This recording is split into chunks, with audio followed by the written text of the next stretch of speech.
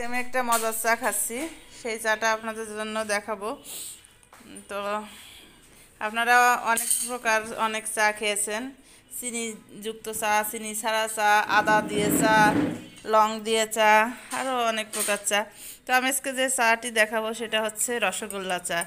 এই দেখুন, এটা একটা রসগোল্লা এবং এটা আছে চা, এবং এই রসগোল্লা চাটা আমি এখন খাবো এবং খুব কিন্তু টেস্টি। আপনারা ঘরে বানিয়ে খেতে পারেন এরকম রসগোল্লা চা। তুমি খাবে? তো এই যে হচ্ছে রসগোল্লা আর এটা চা। আমি এখন রসগোল্লা চাটা খাবো।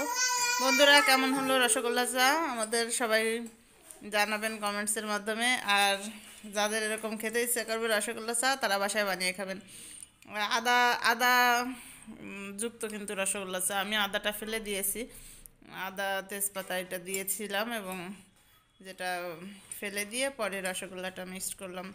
তো প্রথমে আমার মনে ছিল না, পরে ভাবলাম আপনাদের সাথে শেয়ার করি, তাই আর কি শেষ অংশটুকু শেয়ার করলাম। অনেক টেস্টি কিন্তু এই রসগোল্লা চা। আপনারাও বাসায় তৈরি করে খাবেন, ঠিক আছে বন্ধুরা?